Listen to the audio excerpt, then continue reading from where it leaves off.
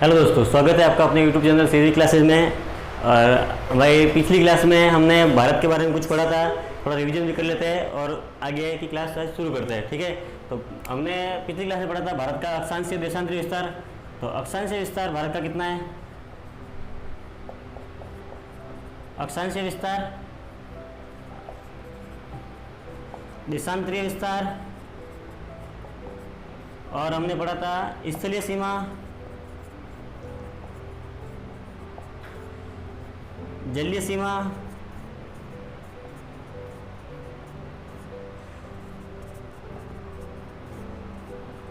और पड़ोसी देश। ये हमने पिछली वीडियो में पढ़ लिए थे। एक बार हम रिवीजन के तौर पर बता देता हूँ। अक्षांशीय विस्तार है भारत का 8 डिग्री 4 मिनट से 37 डिग्री 6 मिनट उत्तरी अक्षांश में। देशांतरीय विस्तार है 68 डिग्री 7 मिनट से 57 डिग्री 25 मिनट पूर्वी देशांतर है। स्तरीय सीमा है टोटल है 15,200 किलोमीटर। जलीय सीमा है 7,516.6 किलोमीटर द्वीपों के सहित, और बिना द्वीपों के अगर हम बात करें तो होती है 6,100 किलोमीटर। ठीक है, पड़ोसी देश कौन कौन से हैं वो भी हमने आज की वीडियो में बताएंगे कि उनके साथ कितनी सीमा लगती है, कौन कौन से राज्य उसकी सीमा को टच करते हैं, वो सब आज डिस्कस करेंगे। अभी आज की क्लास में हम आगे की बात करते हैं। तो ये सब हो गया। अब बात करते हैं भारत का क्षेत्रफल, जनसंख्या, उसका मानक समय, राज्य, केंद्र शासित प्रदेश और पड़ोसी देशों के साथ सीमा कितनी लगती है उसके बारे में वर्णन करते हैं। अब पहला है क्षेत्रफल। भारत का क्षेत्रफल कितना है? भारत का क्षेत्रफल है 32,87,263 वर्ग किलोमीटर। ठीक है दोस्तों, और क्षेत्रफल की दृष्टि से भारत दुनिया का 7वां सबसे बड़ा देश है। 7वां सबसे बड़ा देश। ठीक है, भारत 7वां सबसे बड़ा देश है। अब थोड़ा भारत से हटके देखें तो दुनिया में क्षेत्रफल की दृष्टि से सबसे बड़े देश कौन कौन से हैं? पहला है रूस, 1 नंबर पे। सेकंड में है कनाडा, थर्ड पे है चीन, अमेरिका, ब्राजील और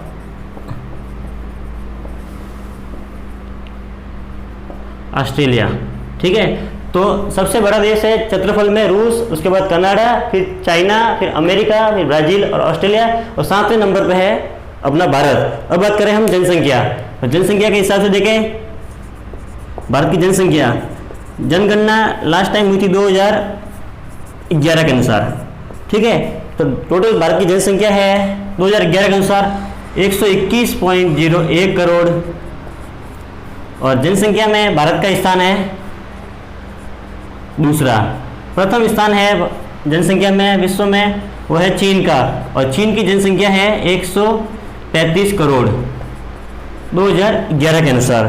ठीक है दोस्तों, अब बात करते हैं हम भारत का मानक समय। मानक समय क्या होता है उसके बारे में थोड़ा डिस्कस कर लेते हैं। मानक समय भारत का, मानक समय वो होता है किसी भी देश का जिससे उस देश का टाइम मैच किया जाता है। अब भारत की जो टाइम मैच होता है वो किससे होता है? भारत का मानक समय है 82.5 डिग्री 30 मिनट। यानी कि ये जो ग्रीनविच रेखा है जो इंग्लैंड से निकलती है, जिसको हम 0 डिग्री देशांतर कहते हैं, 0 डिग्री देशांतर बराबर ग्रीनविच रेखा। ग्रीनविच रेखा के पूरी तरफ है, ये बात ध्यान रखना। 82.5 डिग्री पूर्व भारत का मानक समय है। और अगर हम ये तो देशांतर है, और अगर टाइम के हिसाब से देखें तो वो है 5.5 घंटा प्लस में। मतलब कि अगर इंग्लैंड में अगर इस टाइम 7 बजे है तो भारत का समय होगा 7 + 5 12, 12.5 घंटे। ये इंग्लैंड के टाइम से प्लस होगा। क्यों? क्योंकि ये पूर्व देशांतर में है। ये प्लस पूर्व देशांतर में इसलिए प्लस क्यों होगा? ये डिपेंड करता है पृथ्वी की गति पे। जो पृथ्वी जो घूर्णन करती है वो करती है पश्चिम से पूर्व की तरफ, इसलिए जो पूर्व में होगा इसलिए वो प्लस होगा। अगर ये पश्चिम में होता तो 5.5 घंटे माइनस में होता। ठीक है, तो ये हो गया मानक समय। और मानक समय जो मानक रेखा निकलती है वो निकलती है इलाहाबाद, जिसका नाम बदल के कर दिया गया अब प्रयागराज। प्रयागराज के समीप से या नैनीताल के समीप से। ठीक है, तो मानक रेखा प्रयागराज इलाहाबाद के समीप से निकलती है। अब बात करते हैं हम भारत की उत्तर दक्षिण की लंबाई और पूर्व पश्चिम की लंबाई। ठीक है, यहाँ तक समझ में आ गया। देखो क्षेत्रफल हो गया, क्षेत्रफल का भारत का क्षेत्रफल है 32,87,263 वर्ग किलोमीटर और क्षेत्रफल में भारत का स्थान 7वां है, दुनिया का 7वां सबसे बड़ा देश है क्षेत्रफल के। और एक बात, क्षेत्रफल भारत का पास टोटल क्षेत्रफल है 2.4%, दुनिया का 2.4% क्षेत्रफल भारत के पास है और जनसंख्या है भारत के पास 17.5%। 17.5% लोग भारत में रहते हैं और भारत के पास क्षेत्रफल है 2.4, मतलब कि दुनिया के 2.4% भूभाग पर 17.5% जनसंख्या निवास करती है। भारत का मानक समय 82.5 डिग्री पूर्व देशांतर है, जो 0 डिग्री ग्रीनविच रेखा से 5.5 घंटे आगे है, 5 घंटे और 30 मिनट आगे है। ये इलाहाबाद या प्रयागराज से या नैनीताल के पास से होकर गुजरती है। ये जो 82.5 डिग्री है वो भारत को देशांतरी विस्तार से ठीक 2 भागों में बांटती है। भारत का देशांतरी विस्तार का जो अंतर है वो लगभग 30 डिग्री है, और यानी कि 15 डिग्री 82.5 डिग्री के पूर्व में होगा और 15 डिग्री पश्चिम में होगा।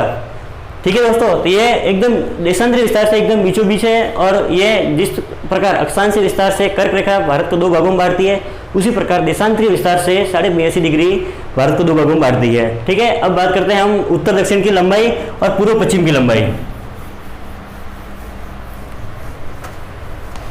भारत की उत्तर से दक्षिण की लंबाई और पूर्व से पश्चिम की लंबाई। ये हो गया उत्तर, दक्षिण, ये पूर्व, ये पश्चिम। ये देखो, ये माना कि भारत का मैप है, ये उत्तर दक्षिण, तो भारत की उत्तर से दक्षिण की लंबाई कितनी है? 3214 किलोमीटर। भारत की उत्तर से दक्षिण की लंबाई है 3214 किलोमीटर और पश्चिम से पूर्व की लंबाई है 2933 किलोमीटर भारत की। और टोटली स्थल सीमा है 15,200 किलोमीटर और जलीय सीमा है 7,516 किलोमीटर। अब बात करते हैं भारत का सबसे पश्चिम में कौन सा स्थान है, पूर्व में कौन सा स्थान है, उत्तर में कौन सा स्थान है और दक्षिण में कौन सा स्थान है। अगर हम बात करें उत्तर की, तो सबसे उत्तर में जो वर्तमान में स्थान है वो है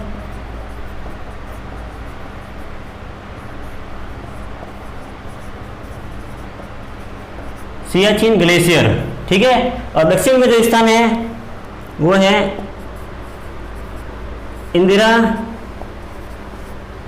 पॉइंट, जो आया हुआ है अंडमान निकोबार द्वीप में।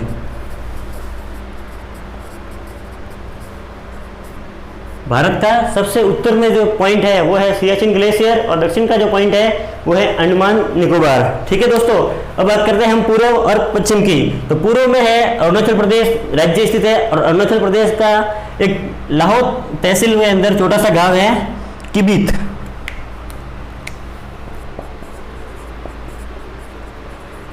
किबित गांव है अरुणाचल प्रदेश में, जो भारत का सबसे पूर्वी भाग है। और पश्चिम में है गुजरात, गुजरात का है गोरमाटा, ये आया हुआ है गुजरात। गुजरात में कहाँ पे है? कच्छ का रण, यानी कच्छ का रण गुजरात, कच्छ। और ये है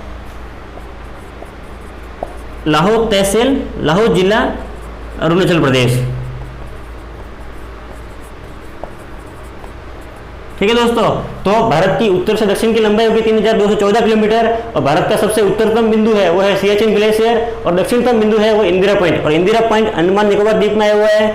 और भारत के पश्चिम से पूर्व की लंबाई, पश्चिम में गुजरात और अरुणाचल प्रदेश की जो लंबाई है वो है 2933 किलोमीटर।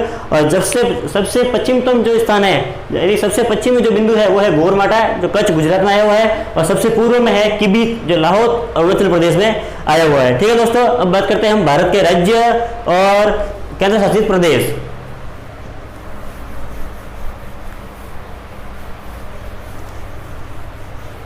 भारत के राज्य और केंद्र शासित प्रदेश।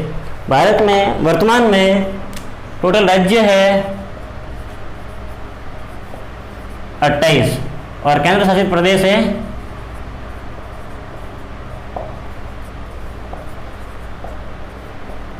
8। टोटल राज्य है 28 और केंद्र शासित प्रदेश है 8। दोस्तों पहले 2019 से पहले 2018 में भारत में 29 राज्य हुआ करते थे और केंद्र शासित प्रदेश 7 हुआ करते थे, लेकिन वर्तमान में भारत में टोटल 28 राज्य है और 8 केंद्र शासित प्रदेश है। अब बात करते हैं हम 28 राज्यों की। तो राज्य कौन कौन से हैं?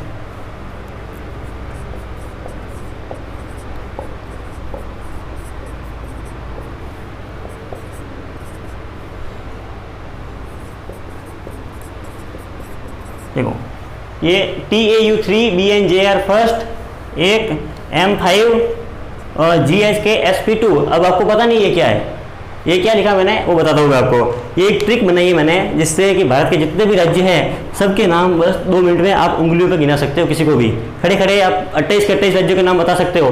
कैसे? इसके लिए देखो करना क्या है, ये ट्रिक आपको याद रखनी है। अब मैं बताता हूँ कैसे। TAU यानी कि T, A और U, ये जो 3 अक्षर है इन तीनों से 3 राज्यों के नाम निकलेंगे, ठीक है। अब BNJR, ये जो है BNJR, इससे एक एक नाम निकलेगा। और M5 यानी कि M अक्षर से 5 नाम निकलेंगे। GHK SP, इससे 2 नाम निकलेंगे। अब देखो 28 राज्य हुए कि नहीं, ये 5 है तो 10 राज्य है, 5 15 राज्य है, 15 और 9 24, 24 और 4 28 राज्य, टोटल 28 राज्य हो रहे हैं। अब कौन कौन से वो देखते हैं। अब पहला है T से 3 राज्य कौन कौन से है? एक है त्रिपुरा,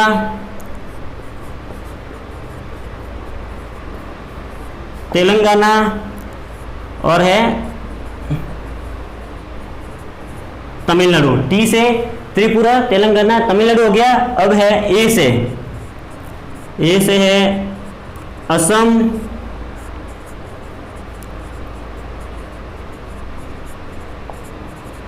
अरुणाचल प्रदेश और एक है आंध्र प्रदेश, ठीक है।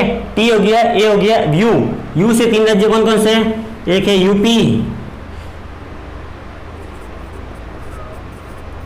यूपी और ओडिशा और तीसरा है उत्तराखंड, ठीक है। TAU, इन तीनों से 3 राज्य हो गए। T से हो गया त्रिपुरा, तेलंगाना, तमिलनाडु, A से हो गया असम, अरुणाचल प्रदेश और आंध्र प्रदेश, U से हो गया यूपी, ओडिशा और उत्तराखंड, ठीक है। अब बात करते हैं B से कौन कौन सा है? B से देखो बिहार, N से हो गया नागालैंड, J से हो गया झारखंड और R से हो गया राजस्थान। B बिहार, N से नागालैंड, J से झारखंड और R से राजस्थान। अब बात करते हैं M5 की। M से 5 राज्य कौन कौन से निकलते हैं उसके बारे में। M से 5 राज्य, ठीक है। तो M से 5 राज्य कौन कौन से हैं? देखो M से है मध्य प्रदेश, महाराष्ट्र, मणिपुर, मेघालय और मिजोरम, ठीक है। M से हो गए 5 राज्य हो गए। अब G से 2 राज्य निकल रहे हैं, कौन कौन से? गोवा, गुजरात। H से 2 राज्य निकल रहे हैं, कौन कौन से? हिमाचल प्रदेश और एक है हरियाणा। के से भी 2 राज्य निकल रहे हैं, कौन कौन से? एक है केरल और कर्नाटक, ठीक है। S से भी 2 राज्य निकल रहे हैं, सिक्किम और एक है छत्तीसगढ़। अब लास्ट में P से भी 2 राज्य निकल रहे हैं, पंजाब और पश्चिमी बंगाल, ठीक है। इस प्रकार देखो ये हो गए टोटल आपके 28 राज्य। T से त्रिपुरा, तेलंगाना, तमिलनाडु, A से असम, अरुणाचल प्रदेश, आंध्र प्रदेश, U से यूपी, उत्तर प्रदेश, उड़ीसा और उत्तराखंड। फिर B से बिहार, N से नागालैंड, J से झारखंड, R से राजस्थान, M5 से MP मध्य प्रदेश, MH महाराष्ट्र, मणिपुर, मेघालय, मिजोरम, ठीक है। G से गुजरात और गोवा, H से हिमाचल प्रदेश और हरियाणा, K से कर्नाटक और केरल, S से सिक्किम और छत्तीसगढ़, P से पंजाब और पश्चिम बंगाल, ठीक है दोस्तों। अभी हम नेक्स्ट वीडियो में बात करेंगे भारत के केंद्र शासित प्रदेश और पड़ोसी देशों के साथ कितनी सीमा लगती है, कौन कौन से राज्यों की सीमा लगती है, उसके बारे में वर्णन करेंगे। अगर आपने अभी तक हमारे चैनल को सब्सक्राइब नहीं किया है तो चैनल को सब्सक्राइब करें, वीडियो को लाइक करें, कमेंट करें और वीडियो को अंत तक जरूर देखें और अपने दोस्तों के साथ शेयर करें। थैंक यू, धन्यवाद।